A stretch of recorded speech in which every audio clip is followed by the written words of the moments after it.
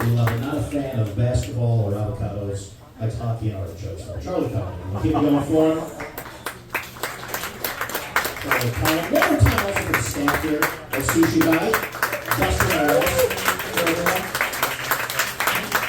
Your next time, I'm very excited because he's never done this show before. So happy to have him. Everyone, give a nice round of applause for Will Frank. Will Frank, everybody.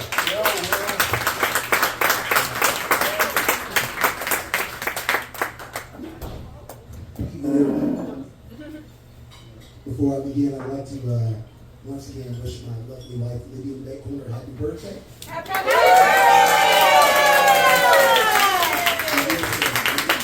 birthday was yesterday, and I decided to give her something that she wanted and something that she really needed. So I got her some diamond earrings and a weekend away from my dumbass. So let's get going. I'm in my 50s now, and you know what? I love it, but there's one thing about it that I don't like so much. Your body starts to remind you of shit that you just can't do anymore.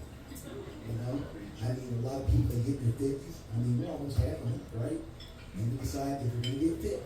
So we go and spend all this money on running gear, get those big orthopedic looking hookah shoes. And we get out there, we do our strength and everything.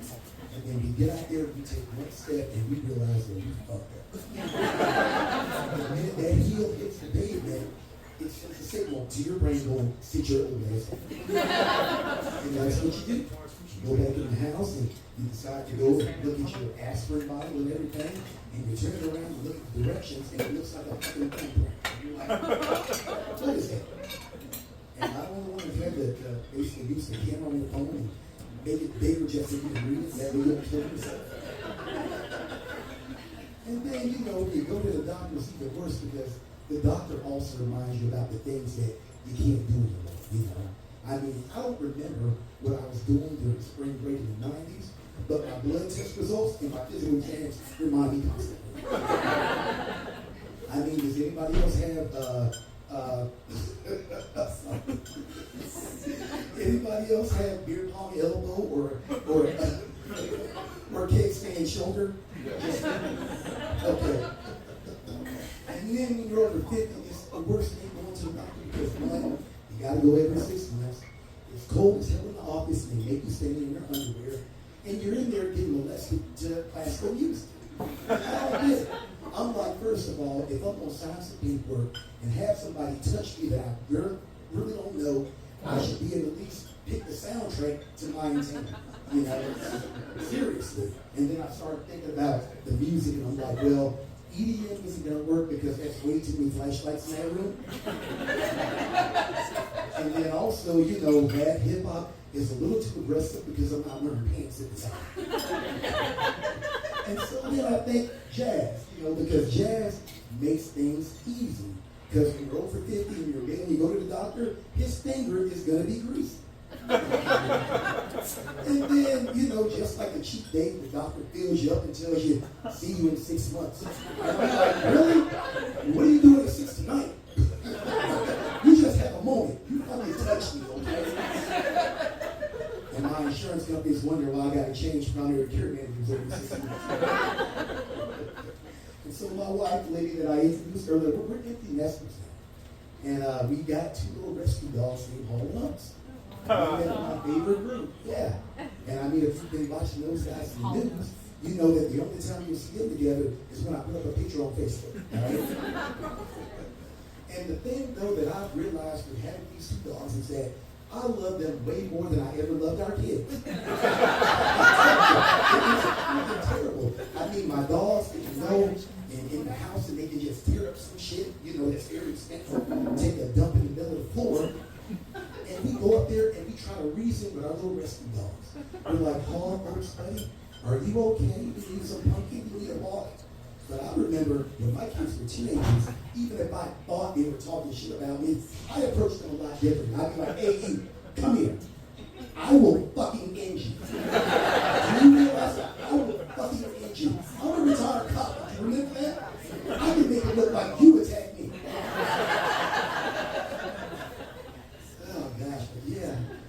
You know, I'm trying to figure out what in the hell is going on with all these planes. You're just falling out of the sky and the shit's getting out of hand and it's ruining my life. I mean, the other day I was talking with my son. He ran away from home, going to Air Force, which is great. And he's stationed in Japan now. He's like, Dad, you got to come to Tokyo. It's a beautiful city. I love you. I miss you. And I said, son, you know what? I love you too, but not that much. I mean, I love my son, but I don't love him enough to get on a plane and fly across the ocean. Not right now. I mean, in fact, the only way my son is going to see me is if I can flap my arms hard like a chicken and catch a good crossing across my ass. Just not going to happen. And you know, though, whenever they have an airline disaster, they always say stuff like, well, they get the press conference together, right?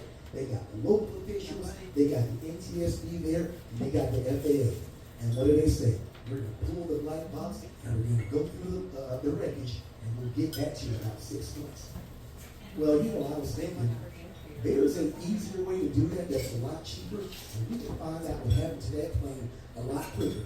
So the next time a plane crashes, what the airline needs to do is cut out one of them Jiffy Lube coupons, take the wreckage over there, and they will find out within 30 minutes what the hell happened to that airplane. I'm telling you, they will. Because we all know the Jiffy Lube is a scam, right?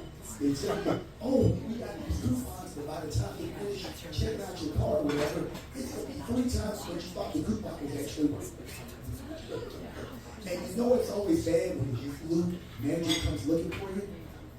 Usually some big white dude named Earl. You know, you got a pot bill, you got the clipboard, he's like, hey, did you come here for a minute? Take you in the bay and show you what we have. And sure enough, you can go to Jiffy Lube with a brand new vehicle with 0 miles on it, and I guarantee you, within 30 minutes, they can find $600 worth of dealer upgrades that they got to do. So you know what? Fuck Jiffy Lube. So my wife and I, we moved up here about 1.5 years ago from Utah, but I am not originally from here. I just had to spend the last decade of my life being held against my will. And nobody wasn't part of the wilderness cold. I was raising my kids. But if you think about it, which one's actually worse? And you know, people always say, you know, Utah is not that bad, and I agree. I mean, if you ignore the fact that the church and the state are one and the same, they pretend it's not. All the racism and the lack of diversity, it's not a bad place to be. Oh gosh, but yeah, you know, I'm originally from Florida, where things are really crazy, you know, and I hate going back there. People are like, Florida is a tropical paradise. I'm like, no, it's not. Just the touristy parts. In the middle of the state, it's nothing but white gush, white twin. And Florida just has all the craziest things. I'm sure all you guys have seen the stories about a Florida man did this or a Florida man did that. In fact, people that like to do wild and crazy stuff, where do you think they go on vacation? They go to Florida. They want to find out what's the next craziest thing to do. So we're here, right here in Colorado, and I guarantee you, if you ever see a story about a man walk into a 7-Eleven butt-ass naked, while in the middle of the day, he's able to evade 8 police cars and a helicopter while riding an ostrich, that man was in Florida. Okay? Yeah, a lot of shit. And you know, Florida is such a wild and crazy place, like I just said. I hate going back, and my family gets on, and my friends I went to high school with, and then my mom joins in. And you know moms like do that guilt trip stuff, right? So a few months ago, I'm talking to my mom, and she's like, well, I guess the only time I'm going to see you is when a relative dies. And I said, Mom, you're being a little bit overzealous. I am not going to go to Florida just because a relative happens to die. It's got to be the right relative. I pissed her off. She's like, what do you mean, the right relative? And I said, well, it's going to be somebody that I love, somebody I care about, somebody I'm actually going to miss when they die. And she goes, okay, well, what are you going to do if the wrong relative dies? And I said, this is what I can do. I recently found out that you can order Popeyes on DoorDash. And you can email coupons from Dollar General straight to your email. There you go. And so my mom's like, okay, funny guy, so which relative am I? And you know what? I didn't answer. I hung up the phone, I deleted her number, and I ordered some Popeyes. But you know, the thing is, we really do love Colorado. it's inclusive, seeing other interracial couples and just everybody around, and it's great. I mean, we really love it here. And I really love how inclusive Colorado is. Because if you got to think about it, the weather is even inclusive here. Seriously, think about it. Right now it's spring, but spring is identifying as winter. Or maybe spring is being wearing chickens. I don't know. That's my time now.